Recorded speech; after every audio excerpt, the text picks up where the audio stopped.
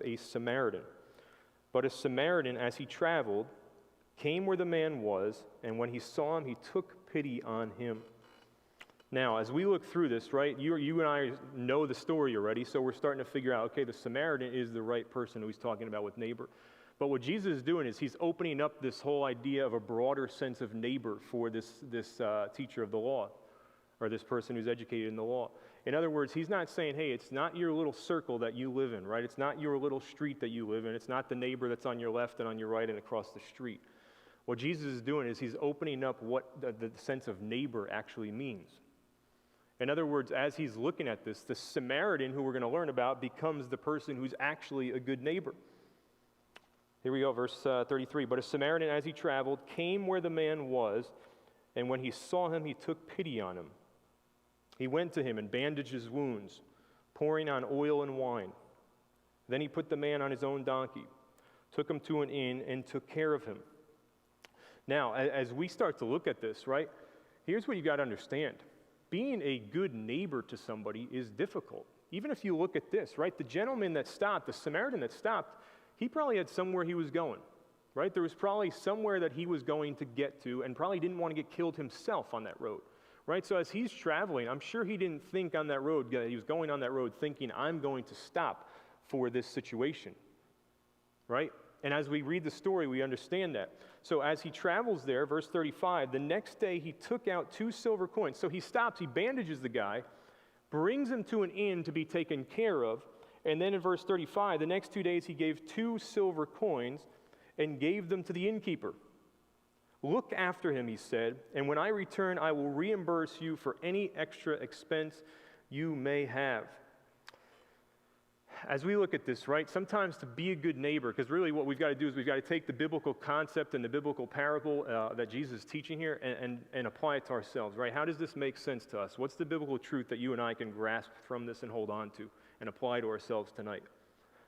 Okay, when we look at this and the Samaritan, we've got to understand a couple things, right? Sometimes it's hard to be a good neighbor to somebody because it's inconvenient. Right? I bet you and I can understand that. Sometimes it's not the most convenient thing to be a neighbor to somebody, okay? And that means whether it's somebody close to you or somebody in your general area, your sphere, okay? And we'll get to what that kind of the definition of what a neighbor is in a little bit. The other part of it is neighbors sometimes are hard to love, right? You and I know that. People are hard to love. We're sinful, right? So it's hard to sometimes love somebody when they're a sinful person. Right? You and I know that. Some of you might maybe have those issues with family. Maybe you have those issues with friends. That people are sometimes very hard to love. But it's also, like we said, it's inconvenient sometimes. It's not always a convenient thing when we have to be a neighbor to somebody. There was a story that came out a number of years ago, and it was a woman was on. It was 2:30 in the morning in New York City somewhere. A woman got in a car accident, was, I believe, in the center lane, and was like beat up. She was bloody. She was in her car, nobody around. And what happened was a gentleman stopped on the side of the road, ran across traffic, helped this lady at 2:30 in the morning. Turns out it was Joe Girardi, the manager of the Yankees at the time. 2:30 in the morning. They had just won the World Series. He was coming home from the game at the World Series and stopped to help this woman in the middle of the road in New York City that was stuck in her car, that had just been in a car accident. It's not always convenient, right? I'm sure after winning the game at 2:30 in the morning, he wasn't thinking, I really would like to help somebody in their car on the way home right now. But sometimes we're inconvenienced for those things. And as far as I know, Joe Girardi professes faith in Christ. So there's probably a bigger picture, a bigger thought in his mind thinking, hey, this is maybe an opportunity for this woman here where I can share the gospel with this woman. But sometimes it's inconvenient for us. Look at Matthew chapter 5. So again, keep your hand in Luke, but we'll go over to Matthew chapter 5.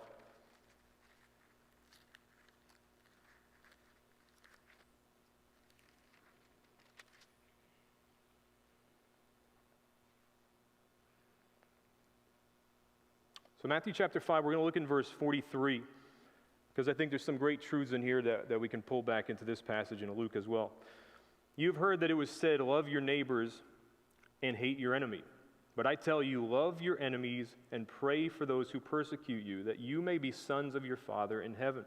He causes his sun to rise on the evil and the good and sends, he causes his sun to rise on the evil and the good and sends rain on the righteous and the unrighteous. Here's the key that I want you to pay attention to, verse 46. If you love those who love you, what reward will you get? Are not even the tax collectors doing that? In other words, it's easy to love people that are lovable, right? It's easy to help people that are lovable. But it's not always convenient to be a help or to be an assistance or to love a neighbor. Look at the rest of that verse, or those verses. And if you greet only your brothers, what are you doing more than others? Do not even the pagans do that? Be perfect, therefore, as your heavenly Father is perfect.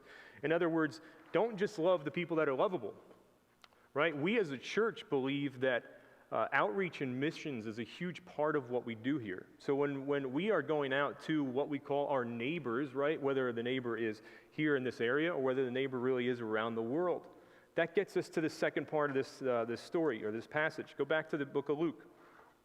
Who is my neighbor? Right? So that's what we've got to come down to now as we look at this passage and we say, okay, we've got the man who passes by, the priest passes by, the Levite passes by, and now a Samaritan helps out. Look at verse 36. Which of these three do you think was a neighbor to the man who fell into the hand of robbers? Look at verse 37. The expert in the law replied, the one who had mercy on him. Jesus told him, go and do likewise. So who is my neighbor? This is a great definition I heard. I'm not going to give myself credit for it because it's not mine. Anyone whose need you see and whose need you are in a position to meet. Anyone whose need you see and anyone who you are and whose need you are in a position to meet. So when we look at the grand scheme of who the neighbor is, right? It's really anybody that you and I come in contact with. Any fellow person, fellow man that you and I come in contact with as we look at it.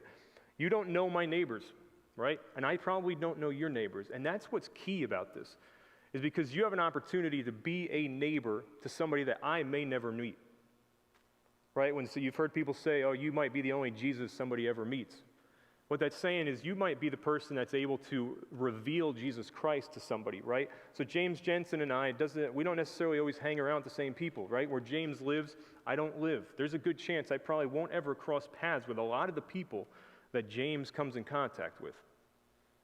But at the same time, James has an opportunity and I have an opportunity to be a neighbor, to be neighborly to the people we come in contact with in our own certain spheres or our own areas or our own personal connections with people. So what does that mean? What am I to do then at this point, right?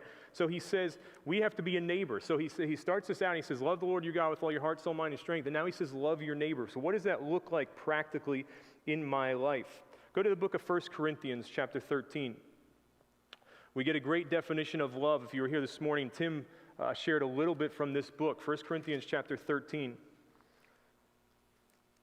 Because what 1 Corinthians is trying to get to, this idea of love, I might be able to recite the entire Bible to my next door neighbor or to somebody I know or to somebody I come in contact with, but if I don't have love, all those words that came out of my mouth probably mean nothing, right? So I think of your own neighborhood, right? If I took that situation with the lawnmower, right, and if you go past my house right now, my wife beautifully put a Bible verse outside her house when coronavirus started, which still stands out there, right? So if somebody drives by, they know there's some connection to the Bible, there's some connection to the faith, something like that, right? But if now I go over and I blast my neighbor for that softball that was in my yard that I drove over, that shrapnel came out of the lawnmower, right? And I blast him about that, and I yell at him about that, that Bible verse on my front door means nothing because I've just thrown that out. I've basically thrown out my opportunity or my witness to him, right? And here's the thing, is that when we talk about love, we've got to really look at what it is. It's not just knowing the Scriptures. It's not just taking the Scriptures and memorizing them. It's actually putting them into practice and applying them to my life. So what does love look like? Look at chapter 13, verse 4. As a neighbor, take this as thinking about yourself and the people that you come in contact with. Look at verse 4. Love is patient, love is kind. All right, think about the people that you come in contact with. Are you having patience with them? Are you kind with them? Right? If they saw you, would they say, hey, yeah, that's a great reflection of Jesus Christ? Or would they say, wait, that guy's a Christian? Look at the next part of that. It does not envy. It does not boast. It is not proud. It's not rude. It's not self-seeking. It's easy to do that, right? When somebody gets you annoyed or somebody is just frustrating to you, you think it's easy to be rude. It's easy to be sarcastic. It's easy to be negative back to them. It's not easily angered. It keeps no record of wrongs. Verse 6, love does not delight in evil, but rejoices with the truth. It always protects, always trusts, always hopes, always perseveres. Look at verse 8, love never fails. When we look at that, I'm encouraged by those words because I want to be that person that somebody comes to in a difficult time, right? You want to be that neighbor to somebody. You want to be that neighborly person that somebody would come to in a difficult circumstance. My wife, a number of years ago when we were living in Hawthorne, she said to me, she's like, I think I want to have all the neighbors over around Christmas time. I said, what? You want to have the neighbors over? And I grew up in a nice neighborhood. I liked all the neighbors. I played with the neighbors. But my wife's like, yeah, I think we're going to invite them all, and we're going to have them in the house and everything. I said, neighbors? Really? So I'm thinking to myself, you want to do this, right? And so being the supportive husband, I said, yeah, okay, let's do that. And actually, it turned out to be probably one of the best things when we were living in Hawthorne, and then we've been doing it again here in Midland Park. It's probably been one of the best things for us within our neighborhood. I mean, it's drawn my wife closer with a lot of the women in the neighborhood. The men are a little bit more, standoffish, I'd say. But the women have really taken to that and have really appreciated that. And it's just been an open door for a lot of different opportunities within our own community there. So these things happen, and there's cool opportunities that come as a result of these things. But you want to be that person that people go to and say, hey, I'd like to go to Kirk because he's going to be there. He lives his faith, he shares his faith, and he's somebody I can go to during difficult times and during the times that I'm struggling with. Why do we need to be a good neighbor? As we look at this, right? So we can say, okay, why do we need to do this, right? The neighbor is really anybody that we come in contact with, right? What are we supposed to do? We're supposed to love. We're supposed to be peaceful. We're supposed to be caring to them. We're supposed to live 1 Corinthians 13 to them. But why do we do this? Here's the first thing. It says right here in this passage, it's a command. So it's not optional. It's not strongly encouraged, right? This is a command that Jesus gives us in the New Testament. He says, do this. This is what you need to do. Love God and love other people. Look at the second thing I want to say is the reason why we need to do this is that we get the opportunity to be able to show God's love to other people by doing this. Look at John chapter 15. Look at John 15.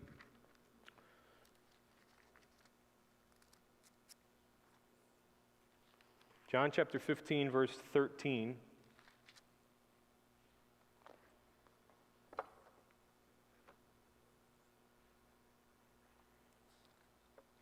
John 13, John 13, verse 34.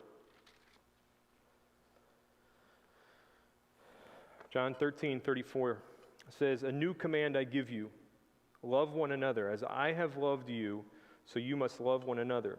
By this, all men will know that you are my disciples if you love one another. Why do we need to be loving to our neighbors, to people we come in contact with? It's revealing God. It's showing God. It's showing that we have a personal relationship with God. That's one of the ways I can show my faith to other people. Not only that, but it also reveals the character of Christ. Look at Ephesians chapter 5. Right, so not